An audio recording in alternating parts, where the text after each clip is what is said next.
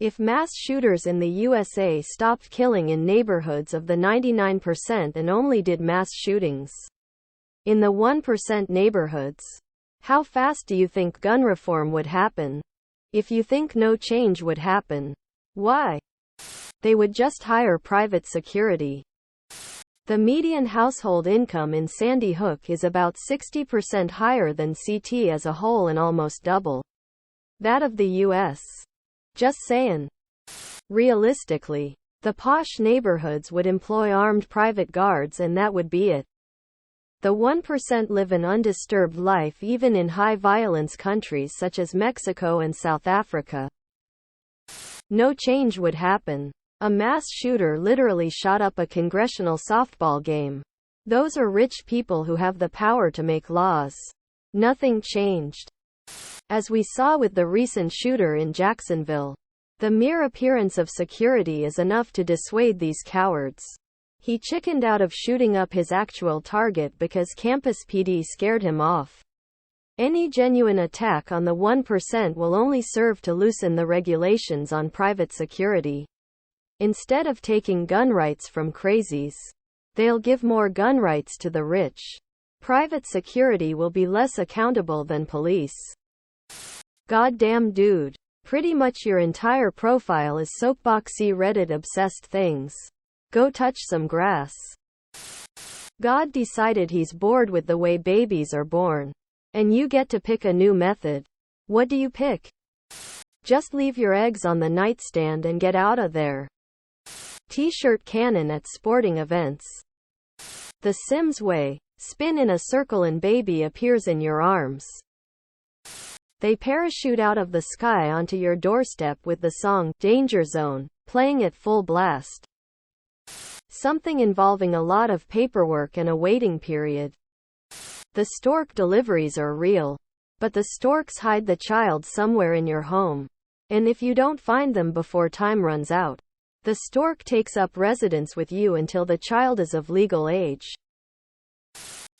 What is something people don't understand when dealing with people who are addicted to drugs? My dad and a good chunk of my family were meth addicts.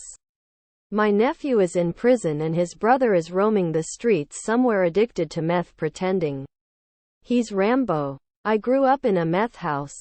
I can tell you one thing I've observed and talked about with recovered meth addicts is that they absolutely don't think anything is wrong, or that anyone notices their weird behavior. In fact, a few people I talked to, family included, thought they were an enhanced version of themselves when in meth. Like a superhero. My sister thought she was Supermom, even though she lost custody of 4 out of 5 of her kids when she was on dope.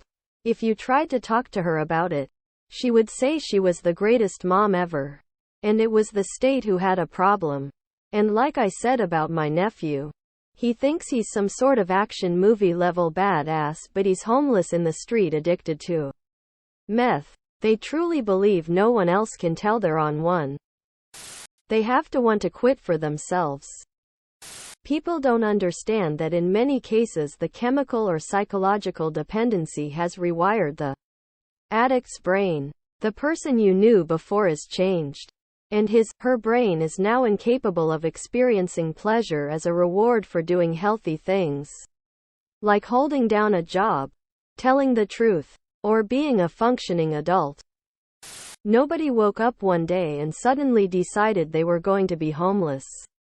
Addicted and stealing bicycles to support their addiction.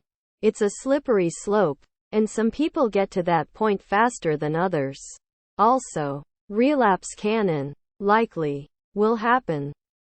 The number of ordinary people addicted to drugs far outweighs the number of people labeled junkies.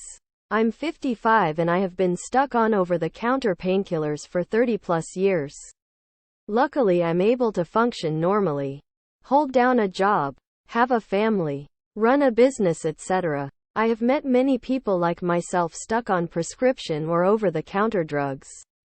Based on my own personal observations, I would say 1 in 5 households contains an addict. You would never know looking at them because they live ordinary normal lives. A lot of people don't understand that the drugs come first, before literally anything. Even their children. Sometimes the children of addicts suffer in horrible ways because the drugs come first.